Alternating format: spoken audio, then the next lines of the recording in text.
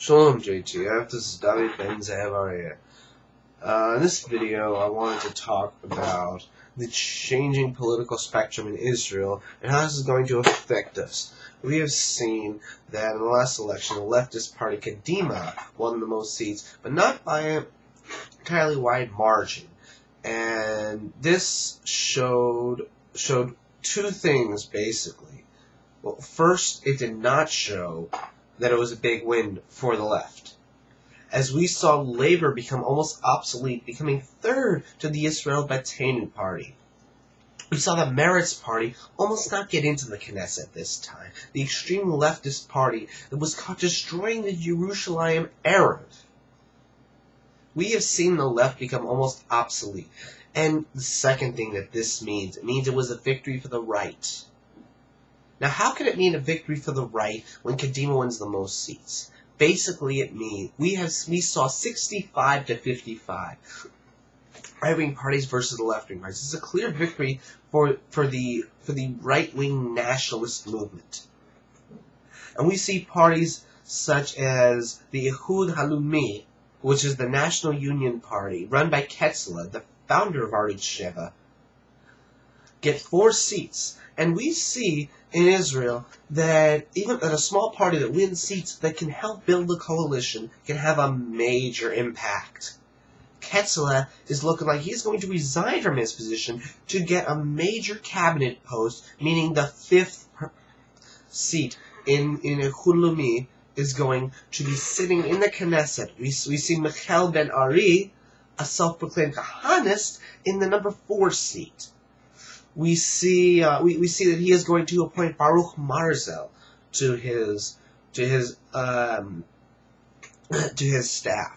We see nothing but good things coming for the right wing in Israel, and we have to be Ehud Lumi has to be the spine to Benjamin Netanyahu, because we've seen what he did with the YA agreements, and we saw how he voted in support of Gaza, and we cannot allow that to happen again. Now, what he's saying sounds better, but we know what he's done in the past. He's the one who gave away Hebron. He debated in favor of the Gaza fallout.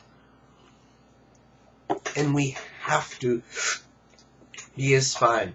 Yisrael Beitenu, again, also seems good. We see him bashing Arabs. We've seen him being called a racist.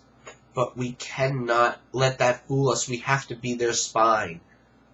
Hayamina Hamiti is the only real solution for the future of Israel, and we have to have an impact.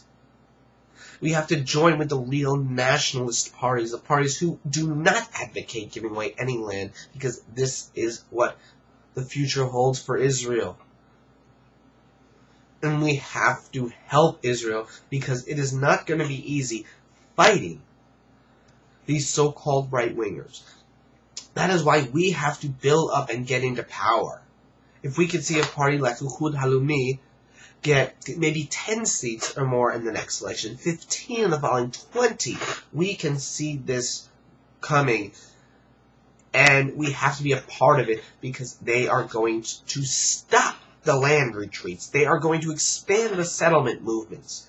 We see what the settlers have become.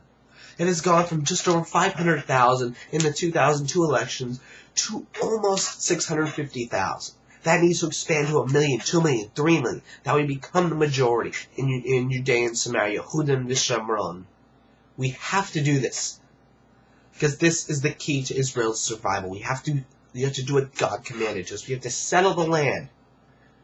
We cannot let these leftist Americans, these self-hating Jews inside of Israel, force us to commit national suicide. We need Barack Obama to get his fat head out of Israeli politics, that Israel Jew-hating George Mission, get the hell out of Israel, and we need to take over Israel. We need the right-wing nationalists to take over Israel, because we are the real right. We are the Kahanists, and we need to help them. Join us at jtf.org and JewsAgainstObama.com. This is the real solution to the future of Israel, and you can help us. Help us before it is too late. Shalom.